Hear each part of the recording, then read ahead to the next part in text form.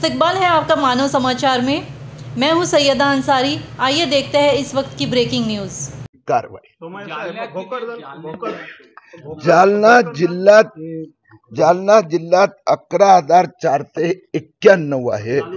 त्या जिल्ह्यात आता जालना तालुका 2,001 ते 79, बदनापूर 613, भोकरदन 2005 ते 94, जाफराबाद 1,010, अंबड 1,853, घनसावंगी 13 ते 53, परतूर 9 ते 48 आणि मंता 941. जे सगळे तुम्ही आकडेवारी दिली ही सगळी ऑनलाईनची आकडेवारी. तर आता ही जी ऑनलाईनची प्रक्रिया आहे आता बंद करायचं काही आपण सूचना देणार आहे का? कारण हे जे हा जो प्रकार चाललाय सगळा हा ऑनलाईन वरतीच मिळतो. नाही, हा हे ज्युडिशियरी न्यायिक प्रक्रिया आहे. हे कार्यकारी दंडाधिकारीला अधिकार दिले आहेत, तहसीलदारला नाही. आणि त्यांनी जे न्यायालय चालवतात ना महसूलचा, तसंच हे काम ते न्यायाधीश म्हणून करतात. ही सगळी प्रक्रिया ऑफलाईन आहे, न्यायालयात चालते. ऑफलाईन चालली आहे सर. तरी आता जे जेवढे याच्यातले तहसीलदार आहेत त्यांनी हे दिलेले त्यांना सावधान सस्पेंड करणार का? सर्टनली त्यांना जाब द्यावाच लागणार. ज्या म्हणजे मालेगावचे तहसीलदार, नायब तहसीलदार दोघे सस्पेंड झाले. जिथे जिथे तहसीलदारनी अति केलं असेल त्यांना जाब द्यावाच लागणार. भोकरदनमध्ये सगळ्यात जास्त तुम्ही आता आकडेवारी सांगितली की भोकरदनमध्ये सगळ्यात जास्त झालेला आहे आणि भोकरदन हा भाजपचा बालेकिल्ला आहे. मग तिथलचे अधिकारी भाजपच्या नेत्यांच्या बळी पडलेत असं तुम्हाला म्हणता येईल? आता दादा गेल्या प्रचार सुरू झाल्यानंतर आचारसंहितात हा विषय आला आणि हे जे ऍप्लिकेशन आले आहेत त्यात 99% मुस्लिम समाजाचे बांगलादेशी नाव असलेले आहेत. तसं नाही, पण शेवटी भोकरदन मध्ये भाजप पॉलिटिकल आचारसंहिता चालू होती, निवडणूक प्रचार, तर पॉलिटिकल कुठे आला संबंध? आणि निवडणुका संपली, याने मुख्यमंत्री शपथ घेतला, ताबडतोब कारवाई सुरू झाली. निवडून येणारा जे उमेदवार आहेत ना, नेते लोक आहेत ते आपल्या फेवरचेच अधिकारी कर्मचारी आपल्या मतदार. माझं असं म्हणणं आहे की त्यावेळी तर निवडणूक म्हणजे पॉलिटिकलचं अस्तित्वच नव्हतं ना. अस्तित्व नव्हतं म्हणजे आचारसंहिता चालू होती. ही सगळी प्रक्रिया 4-6 महिन्यात. मी याला पुढे जायचं आपल्याला विनंती करतो की वोट बँकच्या दृष्टीने नाही बघत, हे तर देशाच्या सुरक्षेच्या दृष्टीने आहे. काय आतंकवादीला जन्म प्रमाणपत्र दिलं असेल कसं कळेल?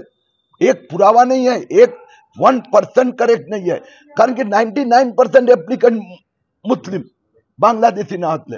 कारण की इथे राहणारे मुस्लिम आणि हिंदूंनी ऑलरेडी 50 वर्षात काढलाय सर्टिफिकेट, दाखला घेतलेला आहे. हे बाहेरून आलेले आहेत. जिल्हाधिकारी डॉक्टर श्रीकृष्ण पांचाळ यांची भेट घेतलेली आहे. काय विषय होता आणि काय नाही त्यांनी काय सांगितलं? महाराष्ट्रात बांगलादेशी आणि रोहिंग्यांना भारतीय बनवण्याचं एक षडयंत्र देवेंद्र फडणवीसनी उघडकीस आणलं आहे. गेल्या 6 महिन्यात 2,14,000 बांगलादेशी रोहिंग्यानी त्यांचा जन्म 30 वर्ष, 40 वर्ष, 50 वर्ष, 60 वर्षापूर्वी महाराष्ट्रात झाला होता. आता अर्ज दिला, बोगस फर्जी कागदपत्र दिले. 1,13,000 लोकांना सर्टिफिकेट मिळालं, प्रमाणपत्र तहसीलदारांनी दिलं. हा अधिकार आधी मॅजिस्ट्रेटकडे होता. 2024 मध्ये ते तहसीलदारांना देण्यात आला. आणि म्हणून आता फडणवीस सरकारने याला स्टे दिलेला आहे. जे महाराष्ट्रात यात 2,14,000 मध्ये टॉप 10 महानगर आहेत, तालुके की जिथे सगळ्यात जास्त,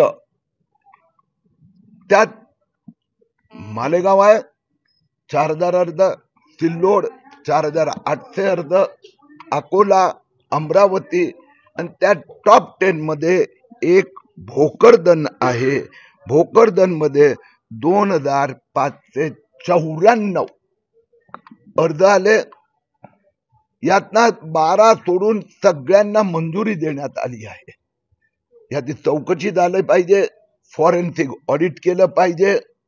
इथे कशा पद्धतीने बोगस रेशन कार्ड, बोगस शाळेचे दाखले किंवा कोणताही पुरावाच नाही दिला. आज इथं मीटिंग मध्ये हे समोर आलं. कोणताही पुरावा नसताना त्यांना सर्टिफिकेट दिले गेले आहेत. त्या सगळ्यांचं आतापर्यंत रिव्ह्यू केला जाणार आणि ज्या बांगलादेशींना सर्टिफिकेट देण्याची प्रक्रिया सुरू आहे त्यांच्या विरोधात फौजदारी कारवाई करण्यात जिल्हाधिकाऱ्यांनी मान्य केलं. हा साधारण कालावधी किती वर्षाचा होता, म्हणजे कुठल्या वर्षापासून कुठल्या वर्षापर्यंत? वास्तविकरित्या आपल्याकडे 2023 पर्यंत इन्क्लुडिंग 2023 उशिरा जन्म प्रमाणपत्र म्हणजे 60 वर्ष 80 वर्ष 50 वर्षापूर्वी जन्म झाला आणि दाखला घ्यायचा राहिला तर त्यांनी मॅजिस्ट्रेट कोर्टातून द्यायचं. 2024 पासून हे अधिकार आता बहुतेकांनी 50 वर्षात घेतले तर हा अधिकार तहसीलदारला दिला. विधानसभा निवडणुकीचा प्रचार आचारसंहिता सुरू झाली की महाराष्ट्रात एक मोठं षडयंत्र. जुलै ते डिसेंबर या महिन्यात 2 लाख अर्ज आले. डिसेंबर मध्ये हे माझ्या लक्षात आलं. निवडणुकीच्या काळात मी जे वोट जिहाद घोटाळा जो खुलासा केला होता, मुख्यमंत्री झाल्याबरोबर देवेंद्रजींनी मला सांगितलं की त्यात तुम्ही आम्हाला रिपोर्ट द्या आणि कारवाई सुरू झाली. राज्यात आणि केंद्र सरकार, राज्यात आणि केंद्रामध्ये भाजपचं सरकार आहे. तुम्ही याच्याविषयी काही त्यांना सांगितले, माहिती दिली? हो, म्हणून 4-6 महिन्याचे अर्ज आले. देवेंद्र फडणवीस निवडणूक आचारसंहिता होती. मुख्यमंत्री झाल्याबरोबर पहिल्याच आठवड्यात हा निर्णय घेतला त्यांनी आणि त्यात 2 काम केलं. SIT बसवली. मालेगावचे तहसीलदार नायब तहसीलदारांना सस्पेंड केलं. सगळ्या जिल्हाधिकाऱ्यांना दिले की याचा पुढे एकही प्रमाणपत्र देता येणार नाही. पूर्ण व्यवस्थित प्रक्रिया सुरू करू आणि ज्यांना दिले गेले आहेत 1,23,000 त्यांचा प्रत्येक अर्ज रिव्ह्यू केला जाणार आणि ज्यांनी बोगस दस्तावेज दिले असेल त्यांच्यावर फौजदारी कारवाई.